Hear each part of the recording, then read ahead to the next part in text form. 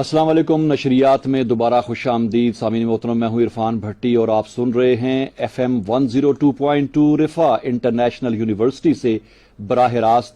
सामीन मोहतरम, प्रोग्राम है लाइव विद अजहर नियाज और हमारे साथ तशरीफ रखते हैं जनाब अजहर नियाज।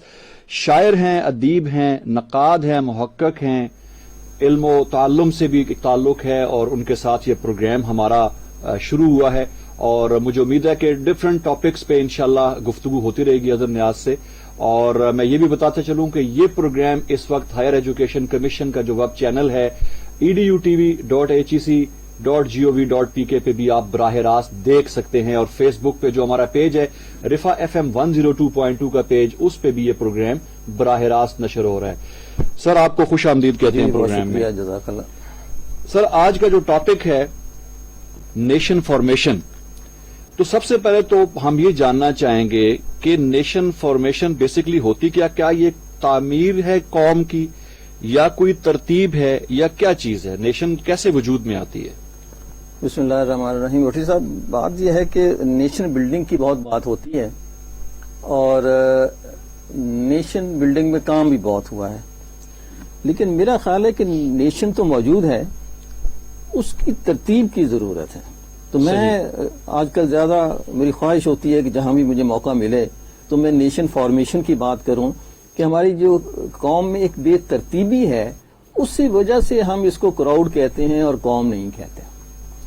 और जहां तक गुफ्तगू अगर शुरू की जाए कि कौम क्या होती है, तो अरबी का और फारसी का ये बड़ा मुरव्वज लफ्ज है जिसे उर्दू में भी इस्तेमाल किया जाता है कि कौम एक ऐसे ग्रोह को कहा जाता है जिसकी अकदार जो हैं, जिसकी वैल्यूज जो हैं वो मुश्तरक हों, एक जैसी हों। ठीक। अच्छा, बाज़ औक़ात जो है वो इसे इस तरह से भी तरतीब दिया जाता है जैसे कि कल्चर सकाफत जो है, जिसे हम कहते हैं कि अगर एक मुश्तरका सकाफत एक ग्रोह की है तो उसे हम एक कौम कह सकते हैं। अच्छा, क्योंकि कल्चर में जुबान जो है वो बहुत अहम होती है, तो हम बहुत मौकों पर ये भी कहते हैं कि जी जैसे पंजाबी कौम है, सिंधी है, बलोची है, कश्मीरी है, पश्तून है, तो ये भी एक कौम है। अच्छा, इस्लाम ने जो तस्वर दिया कौम का, वो कौम से जरा सा आगे बढ़कर है जिसे हम उम्मा कह रहे होते हैं। ठीक। अच्छा, उम्मा जो है वो एक ऐसी यानी कौम ग्रोह है जिनका कल्चर मुश्तरक भी है और मुख्तलिफ भी है, क्योंकि वो अपने रीजन के हवाले से अगर वो पाकिस्तान में रहते हैं तो उनके कुछ सकाफती चीजें मुख्तलिफ हो सकती हैं, उनका लिबास मुख्तलिफ हो सकता है, जुबान मुख्तलिफ हो सकता है। लेकिन ओवरऑल जैसे हम अगर सकाफत ही को देख लीजिए तो सकाफत हम 5-6 चीजों का नाम से कल्चर कह रहे होते हैं कि जिसमें उनकी जुबान वो जो है वो क्या बोलते हैं, उनका रहन सहन जो है वो क्या होता है, उनके लिबास कैसा होता है, उनका खाना पीना कैसा होता है, या वो सेलिब्रेट कैसे करते हैं, अपने गम और खुशी को कैसे सेलिब्रेट करते हैं। सही। उनकी शादी ब्याह कैसे होते हैं, उनके जो तदफीन हो वो कैसी होती है। अच्छा, इन सब चीजों को अगर जुबान को सिर्फ निकाल लिया जाए या रीजन को निकाल लिया जाए तो बहुत सारी इक़दार ऐसी हैं जो अगर एक आदमी दूसरे को अस्सलाम वालेकुम कहता है तो वो उसके अंदर वो सारी खुशी आ जाती है जो किसी भी इंसान के अंदर होनी चाहिए कि वो समझता है कि यार हाँ, ये सामने वाला जो है मुसलमान है। सही। तो मैं एक मरतबा अक्सर मैं जिक्र करता रहता हूँ मॉरिशस का, मुझे मॉरिशस बहुत पसंद है। वहां किसी दुकान के सामने से गुजरते थे तो वो ये बताने के लिए कि मैं मुसलमान हूँ, वो जोर जोर से कहने लगता अस्सलाम वालेकुम ला इलाहा इल्लल्लाह, है ना, कि मैं मुसलमान हूँ। तो आप तो हालांकि जरूरी नहीं होता था कि हमें अट्रैक्ट मार्केटिंग थी उसकी, लेकिन उसको ये देखकर खुशी होती थी कि चले एक मुसलमान जो है वो हमारे यहाँ आया है। और अभी भी कल परसों में देख रहा था कुछ पता नहीं 217 हिंदू जो हैं वो मुसलमान हो गए सिंध में किसी जगह पे, और सबने कहा कि जी हम अपनी खुशी से हुए हैं। अच्छा, वो एक लम्हा पहले कुछ और थे, सही, और एक लम्हे बाद वो कुछ और थे, है ना, जिससे मुसलमान पहले हो सकता है उनसे मिलना भी ना पसंद करते हैं, लेकिन एक कलमा उन्होंने कहा ला इलाहा इल्लल्लाह मुहम्मद रसूलुल्लाह या अशहदु अन ला इलाहा इल्लल्लाह, और वो एक दूसरे के गले मिल रहे थे, है ना। तो ये एक तस्वर जो है कौम का, ये शायद किसी दूसरे मजहब में या कुछ उसमें नहीं पाया जाता, तो हम इसलिए इसको एक कौम कह रहे होते हैं। सही। अच्छा, अब रीजनल वाइज जो है اس کی زبانیں مختلف ہو سکتی ہیں، ان کا رہن سہن مختلف ہو سکتا ہے، ان کا رسم و رواج جو کپڑے مختلف ہو سکتے ہیں، لیکن وہ ایک قوم کہلاتے ہیں، ایک امت کہلاتے ہیں. صحیح. اچھا، اب اس کے جو کچھ سیاسی گروپ ہو سکتے ہیں، ہے نا، کسی ایک جو قوم ہے وہ سیاسی گروپ کی بنیاد پر بھی جو ہے وہ ہو سکتی ہے، تقسیم ہو سکتی ہے، لیکن جو اخلاقی اقدار ہیں اس کی بنیاد پر جو تقسیم ہوتی ہے اس کی بنا پر غالباً ہم کہتے ہیں کہ یار یہ ایک قوم ہے اور اسے ہم ایک قوم کہہ سکتے ہیں. صحیح ہے، آپ نے بڑی خوبصورت بات کی، اور بلکہ علامہ اقبال کا بالکل ایک شعر اسی کی مناسبت سے میں نے یہ تحریر کر کے رکھا ہوا ہے کہ کہیں میں بھول نہ جاؤں. قوم مذہب سے ہے، مذہب جو نہیں تم بھی نہیں، جذبے باہم جو نہیں محفل انجم بھی نہیں. واہ. اور اچھا سر، یہ بتائیے گا کہ اگر ہم، جیسے آپ نے کہا کہ ایک خاص ترتیب کی ضرورت ہے ہمیں قوم کی فارمیشن کے لیے، اور آپ کیا سمجھتے ہیں کہ وہ کیا بے ترتیبیاں ہیں، وہ کیا خامیاں ہیں جو ہمیں ایک قوم بننے سے روکے ہوئے ہیں؟ اگر ہم ارینج کریں تو سب سے پہلے کیا ایسی چیز آپ کو نظر آتی ہے جو آپ چاہیں گے کہ یہ چیز پہلے درست ہو جائے؟ اس طرح کرتے ہیں، دونوں مل کر لیتے ہیں چیزوں کو. جی. مثال کے طور پر ہم ان چیزوں کو ڈھونڈ لیتے ہیں جو کہ اوور آل اسلام میں، مسلمانوں میں، اور یہاں خاص طور پر پاکستان کے لوگوں میں نہیں پائی جاتی اور ہونی چاہیے. بالکل. مثال کے طور پر اگر ہم دیکھیں تو یہ آج کل بہت کرپشن جو ہے، جی کرپشن جو ہے وہ ہمارے یہاں بھی اور ایون جو دوسرے ملک ہیں وہاں بھی. اچھا، یہ کرپشن کی کئی بنیادیں ہو سکتی ہیں، کئی چیزیں اس کو ہم کہ کرپشن جو ہے وہ مالی کرپشن بھی ہوتی ہے، اخلاقی کرپشن بھی ہوتی ہے. بالکل. اچھا، اب کل کی بات ہے کہ میں دیکھ رہا ہوں کہ اوپر نیچے دو بھائیوں کے گھر رہتے ہیں، کچھ 2-4 بھائی اوپر رہتے ہیں، 2-4 بھائی نیچے. بجلی کے بل پر اختلاف ہوا اور دونوں نے باہر نکل کے ایک دوسرے پہ فائرنگ کر دی. 8 افراد مارے گئے، 5 ایک گھر سے اور کوئی 3 ایک گھر سے. لوگ بڑی لاشیں پڑی ہوئی ہیں سڑکوں کے اوپر، اور وہ جو ہے بجلی کے بل پہ. اچھا چلیں، یہ بھی سمجھ میں آتی ہے. اور نیٹ کے اوپر ایک بھائی ہے، چھوٹے بھائی کو اس کا ذہنی معذور ہے، اس کو سڑکوں پہ گھسیٹا جا رہا ہے، اس کو مارا جا رہا ہے، بائک کے ساتھ باندھا جا رہا ہے، مجھ پہ جا رہا ہے. 5 سال کی بچی ہے جس کے ساتھ زیادتی کرنے کے بعد اس کو قتل کر دیا گیا. یہ اخلاقی گراوٹ کی نشانی ہے نا. اسی طرح سے ملاوٹ کو آپ دیکھ لیجئے، جو ہمارے ہاں پائی جاتی ہے ملاوٹ، ہر چیز میں ملاوٹ. کوئی چیز خالص اگر کوئی کہے کہ جی ہے، میرے خیال میں بددیانتی خالص ملتی ہے. اس کے علاوہ جسے ہم دیانت کہتے ہیں نا، وہ آنےسٹی جس کو کہتے ہیں، وہ اس کا اتنا فقدان ہے پاکستان میں تو کم از کم، جس کا آپ حد اندازہ ہی نہیں کر سکتے. اس طرح سے ایجوکیشن ہے، تعلیم ہے، لٹریسی ریٹ ہمارا اتنا وہ ختم ہو گیا ہے بالکل کہ ہم جو ہیں بچوں کو، اور خاص طور پر بچوں کو اسکول بھیجنے پہ، اور اسکول کی تعلیم ایک الگ مسئلہ ہے کہ وہاں وہ کیا پڑھ رہے ہیں، کس طرح سے پڑھ رہے ہیں، کیا وہ ہے. جیسے وہ ہم اکثر کہتے ہیں نا کہ اپنا خیال رکھیے گا، تو میں اسے کہتا ہوں یار اپنا بھی خیال رکھیے اور دوسروں کا خیال رکھیے، ہے نا. ہمسایہ جو ہے ہمارے ہاں، ہمیں پتہ ہی نہیں ہوتا کہ ہمارے ہمسائے میں کون رہ رہا ہے. اس طرح سے اگر یعنی تقسیم کریں تو ہماری سیاسی صورتحال جو ہے، ہماری مذہبی صورتحال جو ہے، ہماری اخلاقی صورتحال ہے، وہ قومیں جن میں کسی ایک چیز پر ان کو تباہ و برباد کر دیا گیا، ان پہ عذاب آ گیا، ہے نا. 2 قومیں آپ پڑھتے ہیں قرآن پاک میں جن کا ذکر ہے کہ فلاں قوم کو ہم نے اس لیے تباہ کر دیا، فلاں قوم، وہ ساری کی ساری مل کر جو ہیں وہ ہم میں موجود ہیں، اور شاید ہی کوئی ایسی ہو جس میں ہم میں موجود نہ ہو. لچر پن ہر قسم کا، بد زبانی. نیٹ کے اوپر آپ یہ دیکھ لیں کہ کسی نے کسی سیاسی جماعت کے خلاف کوئی ایک جملہ لکھ دیا، سامنے والا ماں بہن کی گالیاں دینے لگتا ہے نا. الگ میں اکثر لکھتا ہوں کہ یار یہ جو تم لکھ رہے ہو یہ اس بات کا غماز ہے کہ تمہارے ماں باپ نے تمہاری تربیت کیسی کی. اس بات کا ہمیں خیال رکھنا، ہمیں اپنے ماں باپ کا خیال رکھنا چاہیے کہ ہم جو چیزوں کو ریفلیکٹ کر رہے ہیں، جس طرح سے ہم بول رہے ہیں، جو زبان استعمال کر رہے ہیں، وہ صرف ہمیں نہیں شو کر رہی، وہ ہمارے ماں باپ کو بھی شو کر رہے ہیں کہ یار یہ کس کی اولاد ہے، اس نے کیا تربیت کی ہے، یہ کن اساتذہ سے پڑھا ہے، اس نے کیا کی تربیت کی ہے. تو یہ ساری جھوٹ بولنا. حضور پاک صلی اللہ علیہ وسلم کی بے شمار احادیث ہیں جن پر ہم جان دینے کو قربان ہوتے ہیں، ہے نا. لیکن انہوں نے جب بھی زور دیا تو انہوں نے کہا کہ سچ بولنے. ایک صحابی کا واقعہ بڑا آپ نے معروف ہے بہت، کہ انہوں نے کہا جی کوئی ایک بات ایسی بتا دیں جسے میں اپناؤں مجھ سے سب کچھ نہیں ہوتا یس جی. انہوں نے کہا کہ اچھا سچ بولنا، اور اس کے صحیح. اندر بے شمار برائیاں تھی جو سب کی سب سچ بولنے کی وجہ سے جو ہے وہ ختم ہے نا. ہم اس کے اوپر زور نہیں دے رہے کہ جی ہمیں سچ بولنا چاہیے. جھوٹے ایک نمبر کے جھوٹے.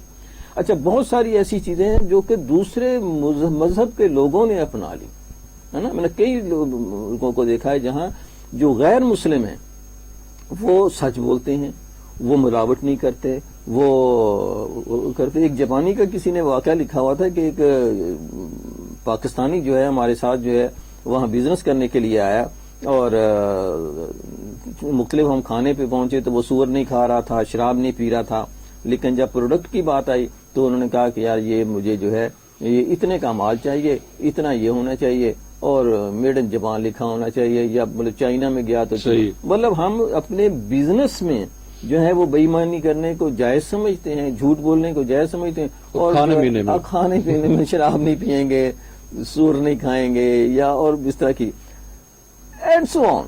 مطلب ہم نے کوئی ایسی یہ ساری کی ساری چیزیں جو کہ کسی قوم میں نہیں ہوتی ہیں ہے نا. اچھا اور جو قومیں ترقی کر گئیں، مثال کے طور پر جاپان کو ہم لیتے ہیں، جو جاپان دنیا کی اس وقت سب سے بڑی معیشت ہے. صحیح. ٹھیک.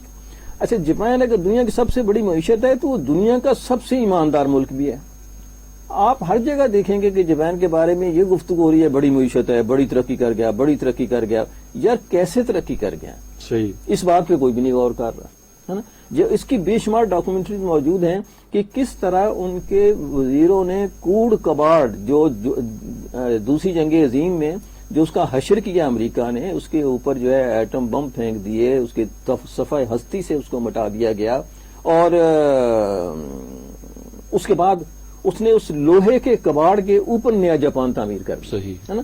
اور ان کا جو ایک وزیر تھا جو کہ اس پہ کام کر رہا تھا، اس نے ایسا اچھا اور ایمانداری سے کام کیا کہ اگلی الیکشن میں اس کو پرائم منسٹر بنا دیا گیا جو اس کے بعد ہے. اور ابھی بھی آپ یہ دیکھیں اس کے یہ پچھلے سال کی یا 2-1 سال پہلے کی رپورٹ ہے کہ وہاں کے ایک پارک سے جو ٹوکیو کا پارک تھا اس نے پتہ نہیں کتنے کروڑ روپے اور اس کے جو تھے آئی فون اینڈ قیمتی اشیاء جو تھی لوگ بھول جاتے ہیں تو وہاں وہ واپس ہو گئے لوگوں کو ہے نا. یہ ممکن نہیں ہے. سنگاپور کی مثال دیکھ لیں، ایک نے باقاعدہ ایک بنائی ہوئی تھی فلم کہ وہ اپنا موبائل فون جو ہے اور لیپ ٹاپ جو ہے ایک ہوٹل میں رکھ کے چلا گیا. جب رات کے 12-1-2 بج گئے تو وہ واپس آیا، وہ وہیں پڑا ہوا تھا ہے نا. اور اس کی یہ نہیں، اس نے پھر بتایا کہ 2 چیزیں ہیں. ایک تو یہ کہ لوگ جو ہیں کوشش کرتے ہیں کہ کسی کی دوسری چیز نہ اٹھائی جائے، اور دوسرا یہ ہے کہ یہاں چوری کی سخت سزائیں ٹھیک ہے نا. ہمارے ہاں اچھا اب یہ تو ساری اور بھی ایک لسٹ بنائی جائے تو میرے خیال میں کوئی شاید ہی کوئی چیز بچتی ہو جو کہ دنیا جس کو برا کہتی ہو اور وہ ہمارے اندر نہ پائی جاتی ہے. غیبت سے لے کر ہم اپنے لیے معیار وہ بنا لیتے ہیں جس پر ہم خود بھی نہیں اترتے اور ایکسپیکٹ کر رہے ہوتے ہیں کہ دوسرے جو ہیں وہ اس کے اوپر اتر رہے ہوں گے. بالکل. آپ نے جاپان کی اگزامپل دی، میں پرسنل 1-2 ایکسپیرینسز شیئر کرنا چاہوں گا جو میری تھوڑی بہت انٹریکشن جاپانیوں کے ساتھ رہی یہاں پاکستان کے اندر. جو جاپنیز ہیں ایک سر وقت کی پابندی ان پہ ختم ہے جو میں نے دیکھا. ایون ہمارے اس کلچر میں جہاں ہم کہتے ہیں جی کہ چلو وہاں پہ تو ٹریفک بھی صحیح ہے اور وہاں تو مانتا ہے بندہ، لیکن یہاں پہ تو ہر جگہ اڑمونگ مچی ہوتی ہے.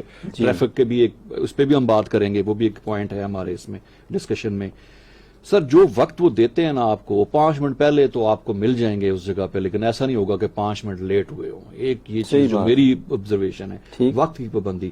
اور دوسرا وعدے کی پاسداری. سر یہ اس قوم کے اوپر تو آپ مطلب کمپیریزن اگر کریں ہم اپنے آپ سے اپنے کلچر سے. ایک مرتبہ میں نے ایک لسٹ بنانی شروع کی کہ یار اس پہ اوپر کو ریڈیو کے پروگرام بنائے جائیں کہ وہ چیزیں جو کہ اگر کسی قوم میں ہوں تو وہ قوم ہوتی ہے. جیسے ہمیں ابھی وہ خرابیوں کا کیا، تو اگر ہم اس کو دوسری طرف اس کا صفحہ پلٹائیں تو ہمیں وہ چیزیں نظر آتی ہیں جو کسی قوم کو قوم بناتی ہیں. مثال کے طور پر جاپانیوں میں ایک بات اور بھی ہے جو کہ ریڈنگ کی ہے کہ اگر آپ جاپان میں جائیں تو ایک لڑکی ہاتھ پکڑے ہوئے بس میں کھڑی ہوگی اور دوسرے ہاتھ میں کتاب پکڑی ہوئی ہوگی. پڑھنے کا مطلب دے آر جس کو ہم کہتے ہیں نا جی کیڑے کتابوں کے ہے نا، وہ کہ وہ پڑھتے ہیں بہت. ریڈنگ کا مطلب اس وقت بھی جبکہ اب دنیا کو کمپیوٹر پہ لگا دیا لیکن جو ہے جاپانی بہت پڑھتے ہیں. اسی طرح سے کسی قوم کے بارے میں کہا جا سکتا ہے کہ جی وہ سچ بولتے ہیں آپ کو انگلینڈ کی ایک مثال موجود ہوگی کہ وہ بہت ہی وہ کوئی کانگریس اس کا تھا پارلیمنٹ کا جو لیڈر، جی۔ اس کے کسی سے تعلقات کی وجہ سے اس کو وہ نکال دیا، تو انہوں نے کہا کہ بھی ہمیں اس سے گلہ نہیں ہے کہ آپ کے کسی کے ساتھ جائز ناجائز تعلقات ہیں، ہمیں اس پہ گلہ کہ آپ نے پارلیمنٹ میں جھوٹ کیوں بولا. صحیح. اور اس کو وہ بڑا مشہور بالکل، سکینڈل ہے، بالکل. اس کو ڈیٹیل میں نہیں جانا چاہتا. اور اس کو کہ جھوٹ کیوں بولا، یعنی جھوٹ بولنے کو ابھی بھی گورے کے ہاں برا سمجھا جاتا ہے. بالکل. اچھا وعدہ کی جیسے کمٹمنٹ کی بات کی، ہمارے ہاں بڑے صدر پاکستان تک یہ بعض اوقات کہتے ہوئے سنے گئے پچھلی حکومتوں میں کہ وہ قرآن میں تو نہیں لکھا ہوا تھا، وہ تو ویسے اللہ اکبر، یار یہ حدیث تو نہیں تھی، قرآن حدیث تو نہیں ہے کہ میں نے جھوٹا وعدہ خلافی کر لی. یار قرآن حدیث ہے یار وعدہ خلافی. مسلمانوں کی اگر آپ مثالوں کو لے کر ایسی شاندار ہمارے آبا کی جو مثالیں ہیں وعدے کے اوپر کہ جان چلی جائے گی، وعدے سے ادھر سے ادھر سے نہیں ہو سکتا. بالکل ایسے. اچھا اسی طرح سے جو ٹریفک کی آپ کے بات کی، ایک مرتبہ جبین کے اندر خفیہ کیمرے کینڈیڈ لگائے گئے ایک چوک کے اوپر کہ دیکھیں رات کو 2 بج رہے تھے، ایک شخص جو ہے اپنے 2 بچوں کے ساتھ کہیں سے وہاں سے کراس کر رہا تھا، تو وہ لائٹ جو تھی وہ ریڈ تھی، وہ نہیں گزر سکتا، وہ رک گیا، کافی رکا رہا. اس کے بعد جو ہے جب گرین ہوئی تو تب جو ہے وہ اس کو آیا. تو جب وہ باہر نکلا تو جو کیمرے والے لوگ تھے وہ اس کے پاس آ گئے کہ جی آپ 2 بج رہے رات کے، کوئی ٹریفک نہیں، کچھ بھی نہیں ہے، تو خالی ہے، تو آپ کس لیے رکے؟ تو اس نے کہا یار اگر میں اکیلا ہوتا تو ہو سکتا ہے کہ میں آ ہی جاتا، لیکن میرے ساتھ میرے بچے تھے، مجھے ان کو تربیت دینی ہے کہ یار جو ہے ریڈ جو ہے اس کے اوپر آپ نے نہیں سڑک کراس نہیں کرنی، سڑک عبور نہیں کرنی. تو یہ قومی اس طرح سے بنتی ہیں. اور ہم وہ بیل ہوتی ہے تو کہتے ہیں بچے کو کہنا ابو گھر پہ نہیں. ہاں پہلی یہ چیز. اور وہ سامنے والا کہتا ہے کہ ابو سے کہنا کہ اپنا سر بھی ساتھ لے جایا کرے. وہ ابو کہیں سے دیوار سے جھانک بھی رہے تھے نا ابو سے کہنا کہ جب وہ اس میں بڑا ایک ایسے لطائف بھی ہیں اس میں. ایک بندہ جو ہے کسی گھر گیا یار کہ تمہارا گھوڑا مجھے چاہیے، تو وہ کہتا ہے گھوڑا تو نہیں ہے. تو اتنے میں گھوڑے کے ہنانے کی آواز اندر سے کہتے ہیں یار گھوڑا تو اندر ہے. کہتا ہے آپ گھوڑے کی زبان سمجھ گئے، میری نہیں سمجھی. تو یہ ڈفرنس ہے کلچر. صحیح بات ہے. تو یہ اچھا اب اگر ہم اس سے ایک سٹیپ جو ہے وہ آگے چلتے ہیں کہ یہ ہو کیسے سکتا ہے یا ہوتا کیا ہے. امریکہ میں ایک عرصے تک اس بات کو زیر بحث لایا جاتا رہا کہ بچوں کی تربیت جو ہے وہ کس کی ذمہ داری ہے. اچھا اب وہاں چونکہ ایک انڈسٹریل سٹی ہے اور لوگ جو ہیں ملک کے تقریباً کام کرنے جاتے ہیں، خواتین بھی کام کرتی ہیں، بچے بھی کام کرتے ہیں، بڑے بھی کام کرتے ہیں. ہمارے ہاں تو بچہ کام کرے نا اسے کہتے ہیں چائلڈ لیبر. جی. تو وہ ایک مرتبہ میں ایک گورے کے ساتھ ہی کام کر رہا تھا، ٹونی اس کا نام تھا، برطانوی تھا. تو شام کو ہم اس طرح سے ٹہل رہے ہیں تو اس کا فون آیا. فون کو سننے کے بعد مجھے کہنے لگا کہ اظہر واز مائی وائف، ہے نا، اور وہ پوچھ رہی تھی کہ میں جو بچہ ہے اس کو وہ کام کر لے کہیں جا کے. تو میں نے اسے کہا کہ ہاں ٹھیک ہے کر لو کام، اور it will be a contribution towards the home, اور یہ وہ. تو میں نے کہا کہ دیکھو یار اس کا بچہ کام کرے تو it's a contribution towards home, اور ہمارا بچہ کام کرے تو چائلڈ لیبر آ جاتا. بالکل. تو وہاں جو ہے وہ کام کرتے ہیں دوسری چیزیں بھی. اور ہمارے ہاں تو وہ چھوٹے کہہ کے بلاتے ہیں. ہاں. اور میں نے ایک وہ بڑا اچھا ایک سینٹینس پڑھا کہ یہ جو چھوٹے ہیں اپنے گھر کے بہت بڑے ہوتے ہیں. بڑے ہوتے ہیں بالکل. لیکن اس میں اگر ہم تھوڑا سا چلیں یا بات ادھر سے نکل آئی تو ہم اس کو تھوڑا سا لوپ بنا لیتے ہیں، پھر آ جائیں گے واپس اپنی بات پہ. ایک مرتبہ میں نے ایک بلیو ایریا میں کسی آفس میں جایا کرتا تھا شام سے، تو وہاں ایک چھوٹا چائے پلانے آتا تھا. تو وہ اس کے ہاتھ میں ایک میں چینک ہوتی تھی، دوسرے میں 3-4 کپ اکٹھے پکڑے ہوتے تھے. تو وہ چائے لے کے مجھے سیڑھیوں پہ ملتا، ہمارے آفس میں بھی آتا، چلا جاتا. پھر اچھا درمیان میں کوئی 5-7-10 سال کے لیے باہر نکل گیا تو اس آفس میں نہیں آیا. کافی دیر کے بعد جب میں پھر آفس میں تو میں سیڑھیوں پہ دیکھا اسی چھوٹے کو جو بڑا ہو گیا تھا. اچھا بلڈ تھی اس کی، نوجوان تھا، جسم اس کا اچھا توانا ہو گیا تھا. چینک اس کے ہاتھ میں وہی چھوٹی سی تھی، ہے نا، اسی طرح سے وہ کپ پکڑ لے. تو میں نے چائلڈ لیبر پہ بہت کام کیا ہے، ڈرامہ بھی ایک بنایا. جی. اچھا اب ہوتا یہ ہے کہ جو بچوں کو سکھانے کا کام ہے وہ یہ نہیں ہے جس میں وہ چاہے جو ہے وہ خود بڑا ہو جائے اور چانک چھوٹی ہی رہے. صحیح، بالکل. اس کے ساتھ اس کے ہنر کو بھی بڑا ہونا چاہیے. بالکل. یعنی اگر آپ کوئی مجبوری ہے آپ کی اور آپ اپنے بچے کو کسی کام پہ ڈالنا چاہتے ہیں تو اسے اسکل اورینٹڈ ہونا چاہیے. بالکل. جہاں کچھ وہ سیکھ سکے. یعنی وہ کسی ورکشاپ پہ کام کرے. مجھے ذاتی طور پہ کوئی اعتراض نہیں ہے اور اس وقت کے سیکرٹری لیبر جو تھے اسے بھی کوئی اعتراض نہیں تھا. اس نے ہمیں کہا کہ جی آپ نے جب ڈرامے میں چیزیں ریفلیکٹ کرنی ہے، ہمارا ملک چائلڈ لیبر پہ قانون موجود ہیں لیکن ہم اس پہ سختی سے عمل نہیں کر سکتے. اس کی وجہ یہ ہے کہ ہم اس چیز کو پروموٹ تو کر رہے ہیں کہ وہ ہنر سیکھے کوئی، ہے نا، لیکن ہم اس پہ نہیں کر رہے وہ چائے ٹیبلیں صاف کرے، پھول بیچے، سڑکوں پہ وہ کام کرے جو آپ کے نظر آتے. ایسی جاب جس میں ہنر موجود نہ ہو. لیکن ایسی جاب جس میں وہ ہنر موجود ہو اگر وہ سیکھنا چاہتا ہے تو میرے خیال میں اس کی حوصلہ افزائی کی جانی چاہیے تاکہ وہ گھر کا بڑا بھی بن سکے اور اس میں ترقی کا چانس بھی موجود ہے. اگر وہ چائے کے ہوٹل میں کام کرے گا تو اس کا ترقی کا چانس کوئی بھی نہیں ہے. اگر وہ آفس میں جا کے چائے بانٹ رہا ہے، دے رہا ہے، تب بھی نہیں ہے. پھول بیچ رہا ہے تب بھی نہیں ہے. گاڑیوں کے شیشے صاف کر رہا ہے تب بھی. یہ کام ہے جس کی حوصلہ افزائی نہیں کی جانی چاہیے. مانگ رہا ہے، کچرا چن رہا ہے، نو، اسکل سیکھنا چاہیے. ٹھیک ہے نا. تو پھر تو ہم جو ہے اس کو جو ہے اس کے اوپر چلتے جاتے ہیں. اچھا اب یہ جو بات تھی تربیت کی کہ امریکہ میں یہ کہا جا رہا تھا کہ سب لوگ کام کرنے جاتے ہیں تو اس لیے جو ہے ذمہ داری اسکول کی ہے. ٹھیک. اور اسکول کے نصاب میں عرصہ دراز تک امریکہ میں نصاب میں ویلیوز کو سکھایا جاتا رہا. اچھا. کہ جی ذمہ داری گھر والوں سے کہا کہ بھئی آپ جو ہے وہ کام کریں آپ کی ذمہ داری نہیں ہے، یہ اسکول کی ذمہ داری. صحیح.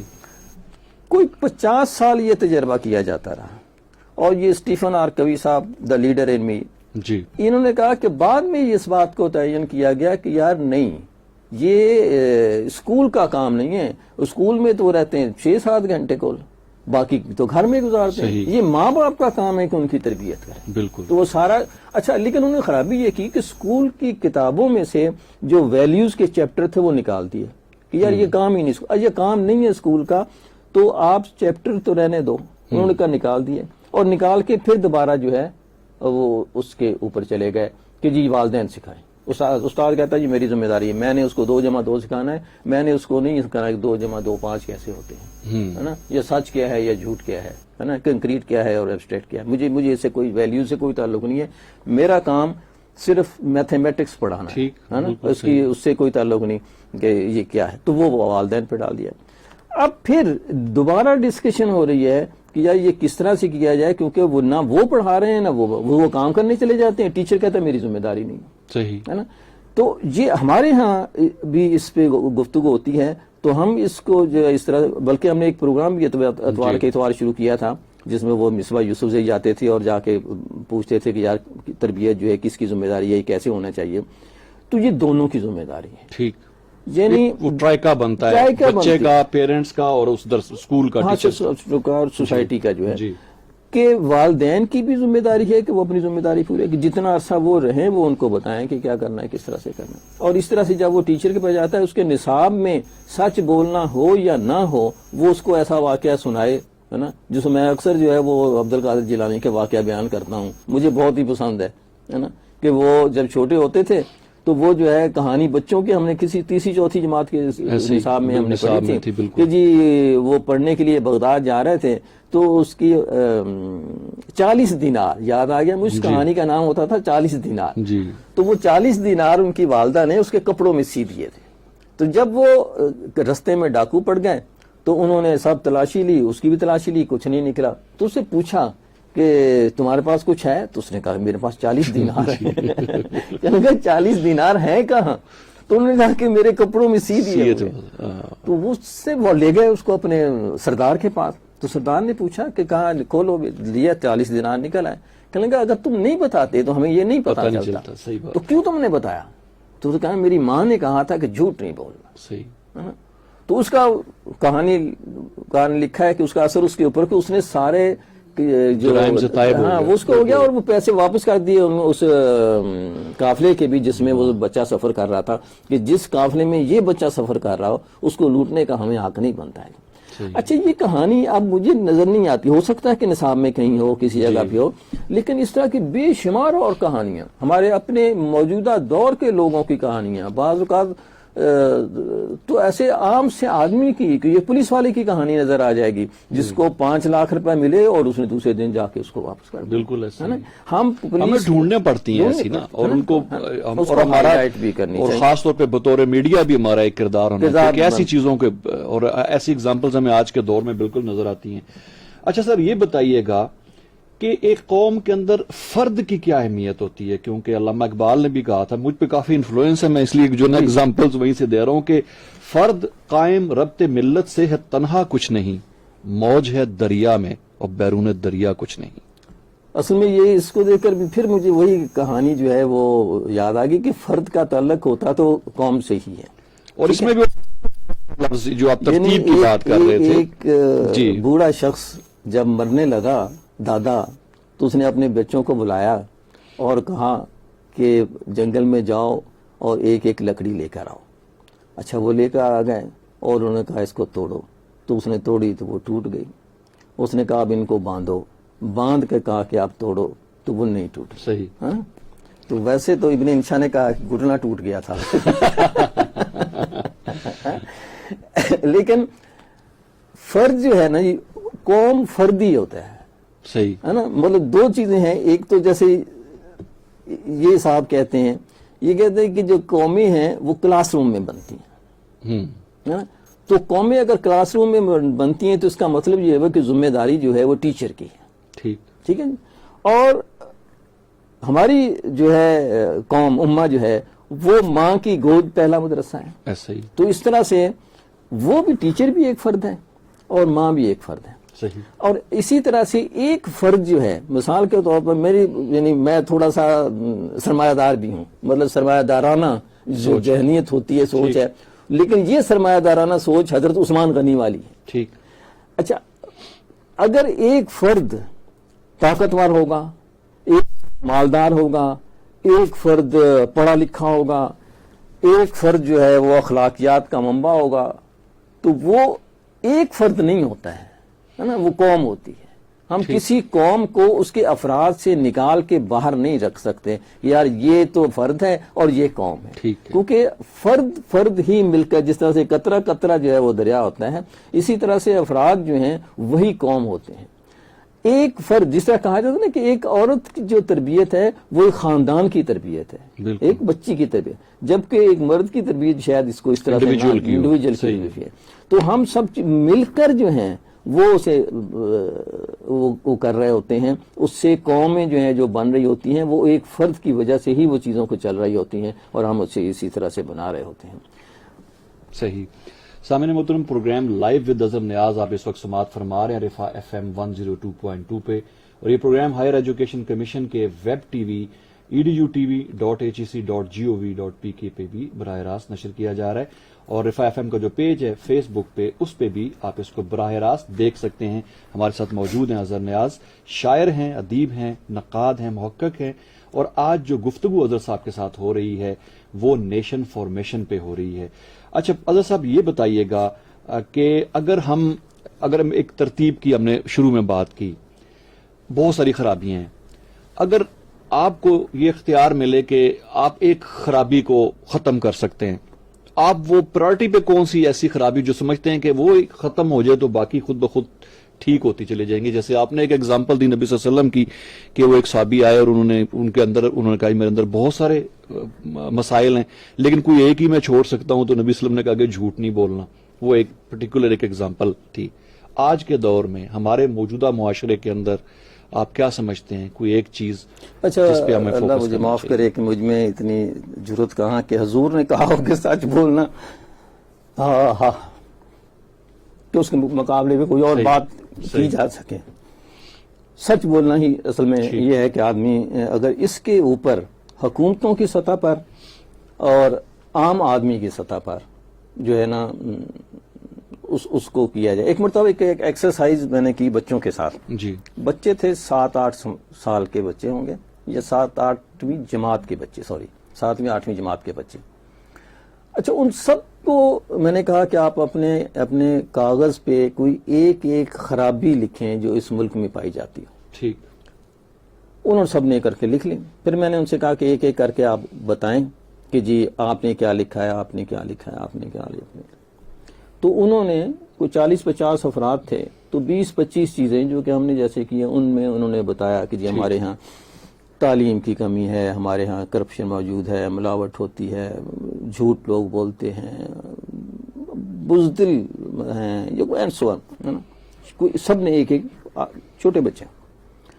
اب میں نے ان سے کہا کہ اگر آپ یہ چاہتے ہیں, مثال کے طور پر رزق حلال جو ہے وہ ایک بہت بڑی خوبی ہے. ٹھیک. اچھا میرے اپنے نزدیک, اللہ مجھے معاف کرے, کہ اگر ہم اپنے بچوں کو رزق حلال کھلا رہے ہوں تو شاید یہ ساری خرابیاں دور ہو جائیں, ہے نا. تو میں نے ان سے ایک سے کہا کہ آپ نے یہ لکھا ہے کہ رزق حلال, اگر آپ یہ چاہتے ہوں کہ آپ کا بچہ جو ہے وہ جھوٹ نہ بولے, ہے نا, تو پہلے تو بڑا شرمایا بچہ کہ اب میرے بچے کی بات ہو رہی ہے. تو میں نے کہا کل بھائی آپ بڑے ہوں گے, آپ کی شادی ہوگی, آپ کے بچے ہوں گے, ہے نا, تو کیا آپ چاہیں گے کہ آپ کا بچہ حرام کھائے, صحیح, رشوت لے کر آئے اور کرپشن کرے, دوسروں پہ ظلم کرے, جھوٹ بولے؟ تو کہتا نہیں میں بالکل بھی نہیں چاہوں گا. تو میں نے کہا تو پھر آپ کیا کریں گے اس کو روکنے کے لیے؟ تو اس بچے نے کہا کہ میں نہیں کروں گا, کہ میں اپنے بچے کے سامنے مثال بنوں گا کہ میں گھر میں رزق حلال لے کے آتا ہوں, صحیح, میں کرپشن نہیں کرتا, میں جھوٹ نہیں بولتا. تو کہتا میرا خیال ہے کہ میرے بچے بھی نہیں کریں گے. اس بڑی بات ہے. صحیح. یہ وہ پہلا سٹیپ ہے جس میں جس طرح کی میں پلاننگ کی بات کرتا رہتا ہوں کہ جی میں 50 سال کی پلاننگ کرنی چاہیے یا کچھ اور پلاننگ کرنی چاہیے. یہ اس پہ بات کریں گے ابھی جی اس کے بعد کہ یہ اسٹیفن آرکوے صاحب جو ہیں یہ کیا کہتے ہیں. ٹھیک. اچھا اگر ہم یہ طے کر لیں آج سے, میں نے ان 40 بچوں سے کہا کہ یار آپ لوگ میرے ساتھ یہ وعدہ کرتے ہو کہ جب آپ کسی روزگار پہ پہنچیں گے تو آپ اپنے گھر میں رزق حلال لے کر آئیں گے. تو انہوں نے کہا جی ٹھیک ہے, اور جھوٹ نہیں بولیں گے. میں 2 چیزیں صرف, باقی سب میں نے کہا یہ تو یہ ہے کہ جھوٹ نہیں بولیں گے. ویسے تو جھوٹ بولنے ہی میں دوسری بات بھی شامل ہے. تو میں نے چونکہ بچے تھے میں نے کہا ذرا سا اس کو وہ الگ سے کر لیتے ہیں کہ آپ اپنے گھر میں رزق. تو سب نے ہاتھ اٹھا کر مجھ سے وعدہ کیا کہ جی ہم انشاءاللہ جب رزق کمانے پہ آئیں گے. اچھا یہ ایک ٹیچر کی ذمہ داری ہے نا کہ ہم اپنے بچوں سے اس طرح کی بات کریں کہ وہ ان سے کوئی ایسا جو ان کو یاد رہے. میں اپنے ایون جو MA کے اسٹوڈنٹ ہوتے ہیں یہاں ان سے بھی میں کہتا ہوں کہ یار پڑھنا پڑھانا تو الگ سی بات ہے, آپ ساری عمر پڑھتے رہیں گے, مختلف ٹیچر آئیں گے, مختلف پڑھاتے رہیں گے. میری خواہش صرف اتنی سی ہے کہ زندگی کے کسی حصے میں مڑ کر آپ دیکھیں تو کہیں کہ یار ہمارا ایک ٹیچر تھا, پاگل تھا, اس نے ہمیں یہ جملہ کہا تھا. صحیح. اور وہ جملہ جو ہے ہماری زندگی کا حاصل ہے. اس نے کہا تھا بیٹا رزق حلال کھانا ہے نا, اور میری کوشش ہوتی ہے کہ میں اپنے گھر میں رزق حلال لے کے جاؤں. اگر ہم اس بات کو ایک ٹیچر طے کر لیں کہ اپنی کلاس میں 3 ماہ کا 4 ماہ کا ایک سیمسٹر ہے, 1 کریڈٹ ہے, 6 ہیں, جتنے بھی ہیں, اس میں ان میں ایک بات پیدا کرنے کی کوشش اس کی کامیاب ہو جائے کہ جب وہ کمانا شروع کریں گے تو وہ رزق حلال. میں کہتا ہوں کہ یہ بہت ساری خرابیاں ہمارے خون کے اندر ایک تبدیلی آ گئی ہے جس کو میں کہتا ہوں کہ وہ رزق حلال نہ ہونے کی وجہ سے ہے. مثال کے طور پر اب صبح میں آ رہا تھا تو ایک بزرگ آدمی ماشاءاللہ گاڑی چلاتے ہوئے آ رہے اور وہ غلط سے, مطلب یہ ٹریفک جانے کی ہے, وہ اسی سڑک پہ آ رہا تھا. تو وہ سعید جو میرا ڈرائیور ہے اس نے اس کو کہا کہ بابا جی خیال کرو کچھ, تو وہ آگے سے بدتمیزی, تو میں کیا مڑا جو اچھا اب یہ جو ہے نا ایک تو ہے غلطی, اس غلطی پہ جو اڑنا ہے وہ رزق حلال کی کمی کی وجہ سے ہوتا ہے. اچھا اگر آدمی کا رزق ہے تو وہ غلطی سب سے مجھ سے بھی ہوتی ہے. ٹھیک, بالکل. آپ اپنی غلطی پہ سڑک خراب کر رہے ہیں، سڑک پہ غلط جا رہے ہیں، دوسرے کے ساتھ آپ کا ایکسیڈنٹ ہو جا، اس کے اوپر آپ جو ہیں بضد ہو جاتے ہیں، اور پھر آگے سے تم میں کیا ہے؟ خدا مجھے معاف کرے، رزق حلال کھانے والا بچہ، بڑا بوڑھا ہے نا، جس نے وہ یہ کبھی نہیں کرے گا، وہ کہے گا معافی چاہتا ہوں، مجھے مجھے ایمرجنسی تھی، مجھے میں معافی چاہتا ہوں، ہے نا۔ ٹھیک۔ اور ہوتا بھی ہے ایک مرتبہ ایک گاڑی کے جو ہی غلط آیا ہمارے سامنے، اس نے ہارن بجایا ڈرائیور نے، اس نے آگے سے یوں ہاتھ جوڑے، پتہ نہیں سو گیا تھا یہ کیا ہو گیا تھا، لیکن یہ ہے کہ وہ مجھے میں بھی ہنس پڑا ہے نا، وہ بات رفع دفع ہو گئی ہے نا۔ تو یہ چیز صبر و تحمل، ٹالرنس، یہ چیزیں جو ہیں ہمیں رزق حلال ہی سے آتی ہیں۔ جب آپ نے رزق حلال نہیں کھایا ہوتا تو آپ کے اندر جین میں کوئی خرابی ہو جاتی ہے کہ آپ کے خون میں کچھ غلط ہو جاتا ہے، جس کی وجہ سے آپ نہ صرف صحیح کو صحیح نہیں سمجھ رہے ہوتے بلکہ غلط کو بھی صحیح سمجھ رہے ہوتے ہیں اور اس پہ اڑکڑ بھی رہے ہوتے ہیں۔ بالکل، اور اس قدر تاکید کی گئی ہے بعض احادیث مبارکہ میں، اللہ تعالیٰ کمی بیشی معاف فرمائے، کہ جس کے شکم میں وہ حرام کا لقمہ ہے تو جب تک وہ اس کے شکم میں رہے گا تو اس کی عبادت قبول نہیں ہوتی۔ اس میں آپ نمازیں بھی پڑھیں، اب اس اگر اب حرام کھایا ہوا ہے تو وہ نمازیں بھی آپ کی قبول نہیں آتی، اثر تو کرتی ہیں نا جی۔ صحیح۔ اچھا، یہ میں نے اگر آپ اجازت دیں تو میں تھوڑی سی بات اس کتاب کے حوالے سے کرنا چاہتا ہوں۔ جی جی۔ اچھا، یہ کتاب جو ہے دا لیڈر ان می، یہ اسٹیفن آر کوے کی کتاب ہے جی۔ اردو میں بچوں میں لیڈرشپ کی 7 عادات، یہ اس کا نام ہے۔ ٹھیک۔ اردو میں چھپی ہوئی ہے، نصرت جاوید صاحبہ نے، جو انگریزی پڑھنا چاہتے ہوں، دا لیڈر ان می، اردو پڑھنا چاہتے ہوں، بچوں میں لیڈرشپ کی 7 عادات، دارالشعور والوں نے اس کو چھاپا ہے۔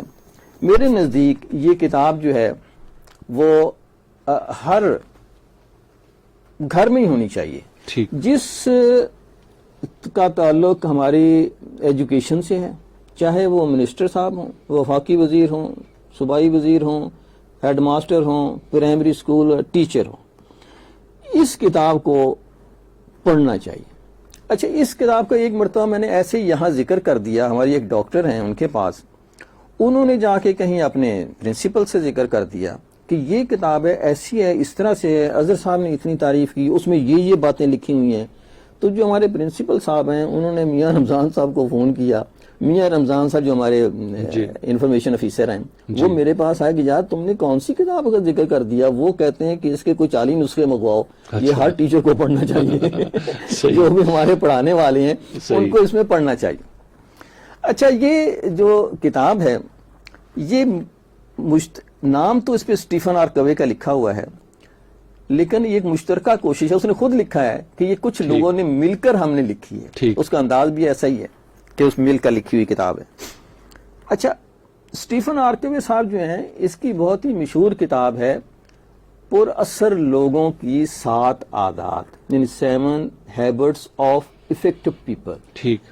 بڑی یہ اس کی پہلی کتاب ہے اس شخص کی، لیکن اس کتاب نے ہی اس کو اسٹیفن آر کوے بنا دیا، اور اس وقت پتہ نہیں کتنے ہزاروں لاکھوں کی تعداد میں فروخت ہو چکی ہے، پڑھتے ہیں لوگ، دیکھتے ہیں۔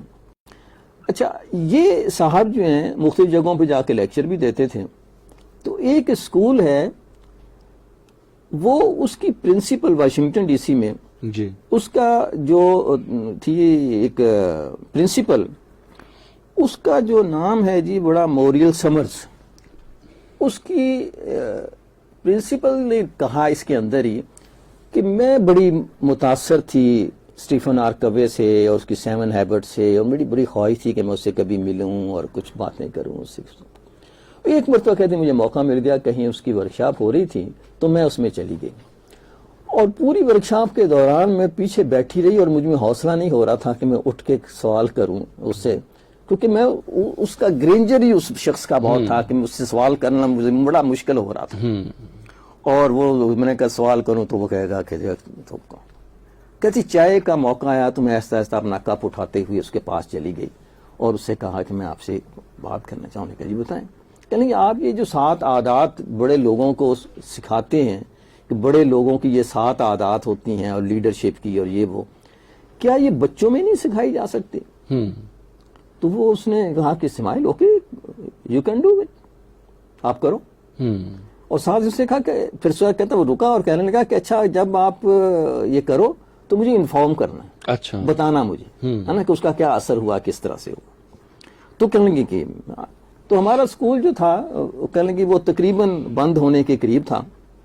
تو ہم نے آ کے اپنے جو تھی ان سے بات کی مالکان سے, تو انہوں نے کہا ٹھیک ہے آپ جو کرنا چاہتے ہیں کریں, لیکن اسی تنخواہ میں. آپ یہ سمجھیں کہ آپ کی تنخواہ بڑھا دی جائے گی کہ آپ نے اسکول کو وہاں لے گئے یہاں لے گئے, نو, صحیح ہے نا, وہ اسی تنخواہ میں کام کریں. میں نے کہا ٹھیک ہے. میں وہ آئیڈیا لے کر اپنی بزنس کمیونٹی کے پاس گئی کہ جی ہم یہ ہیں, ہمارا اسکول بند ہو جائے گا اور ہم آپ سے یہ چاہتے ہیں. انہوں نے کہا ٹھیک ہے آپ کریں, ہم آپ کے ساتھ ہیں. اور ہم نے اپنے اسکول میں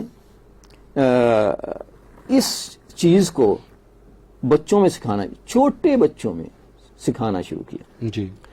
اور ایک فیملی کا ذکر کیا ہے اس نے, کہنے لگا وہ فیملی کہتے میں نے سنا تھا اس اسکول کے بارے میں, اور وہ میں جب کہا کہ چلو ہم نے اپنے بچے کو داخل کرانا ہے, ہم پہلے اسکول دیکھ کے آتے ہیں.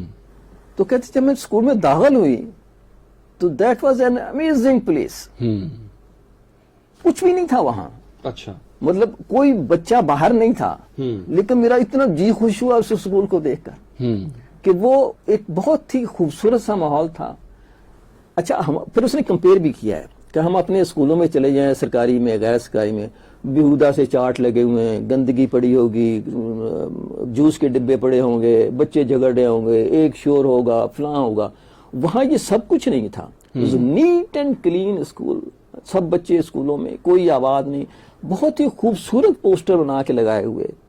اور ہمارا تو جی دیکھتے یہی بھئی ہم اپنے بچے کو یہیں داخل کرائیں, ہے نا. اچھا اس طرح پھر اس طرح کی اسکولوں کی ایک بڑی چین امریکہ میں شروع ہو گئی جس کو وہ میگنٹ اسکول کہتے تھے. Magnet school. اچھا میگنٹ اسکول سے مراد وہی ہے جو لفظ میگنٹ میں, کہ اس میں ایک ایسی کشش ہے کہ کچھ سم تھنگ ڈفرینٹ, کہ کچھ اس میں الگ سی بات ہے. وہ الگ سی بات کیا ہے, ہر اسکول نے اپنے اپنے طور پہ رکھی ہوئی تھی, لیکن یہ جو اے بی کام جو اسکول تھا, جی, اے بی کام نام اس کا, واشنگٹن ڈی سی میں, اس نے جو ہے لیڈرشپ جو ہے وہ اپنے اسکول کی خوبی رکھی ہوئی تھی کہ ہمارا جو چھوٹا سا بچہ بھی ہو اس کے اندر ایک لیڈرشپ ہو. اچھا اس کے بعد مخالفت بھی بہت ہوئی کہ جی یہ بچے کیا سارے لیڈر بن جائیں گے, کیا کوئی سی او بن جائیں گے, کوئی چیف ایگزیکٹو آفیسر, مطلب سارے باسز ہوں گے کیا یہاں سے نکلنے والے. لیکن وہ کہا کہ نہیں, یہ وہ لوگ ہیں جو اپنے فیصلے خود کرتے ہیں. ٹھیک ہے نا, بس اتنی سی بات ہی ہم نے سکھانی. پھر اس نے کہیں اسٹیفن آرکوے کو بلایا کہ جی آپ ہمارے اسکول میں آئیں. اچھا, تو وہ ہیپی, وہ کہتا ہے میں جب پھر آگے سے وہ اسٹیفن لکھنے لگتا ہے. تو کہنے لگا میں جب ان کے اسکول میں گیا تو میں پڑھا کہ بہت اچھا, خوبصورت, زبردست. پھر میں سب دیکھ کر ایک ہال میں انہوں نے سب بچوں کو جمع کیا کہ میں ان سے خطاب کروں. تو میں نے بڑی تعریف کی اور یہ وہ کی. اتنے میں ایک پیچھے سے چھوٹے سے بچے نے ہاتھ ہلایا, تو وہ اس نے اپنا تعارف کرایا, تو تیسری جماعت کا پڑھنے والا بچہ. اچھا. تو اس نے کہا کہ سر آپ نے ہمارے اسکول کی اور ہماری تعریف تو بہت کی, لیکن آپ نے ہمیں یہ نہیں بتایا کہ ہم اپنے اسکول کو اور امپروو کیسے کر سکتے ہیں. اچھا, ماشاءاللہ. تو اسٹیفن آرکوے جو ہے کہنے لگا کہ یہ چیز تھی جو میں ان بچوں میں چاہتا ہوں. صحیح, کہ آج یہ اپنے اسکول کو اپنا سمجھ رہا ہے اور اس کی بہتری کے لیے پریشان ہے. بالکل.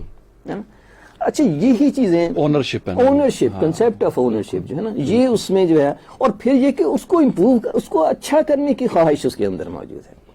یہ چیز ہمارے ہاں. اچھا پھر اس نے ایک ملک کی مثال بھی دی ہے. اس نے کہا کہ وہاں یہ دوسری جنگ عظیم کے بعد اس کے حالات جو تھے بہت ہی خراب ہو گئے اور برے حالات تھے. تو وہاں کی جو وزیر تعلیم تھیں اس نے سوچا کہ کیا کیا جائے کہ جلدی سے ہم بہتر کیسے ہو جائیں. تو انہوں نے دس میگنٹ اسکول, اسی قوم کا جو اے بی کام اسکول کا جو کریکولم تھا یا طریقہ کار تھا, اس کو اٹھایا. لیکن اس نے صرف یہ کیا کہ کہتی ٹائم نہیں ہے ہمارے پاس, تو ہم اس کو پہلی جماعت سے نہیں شروع کریں گے, ہم اسے کالج لیول سے شروع کریں گے. ٹھیک. اور کالج لیول سے شروع کر کے ود ان اے 5 year وہ اس نے اپنی قوم کو جو ہے وہ قوم بنا دیا, کراؤڈ سے وہ کر دیا. صحیح ہے نا.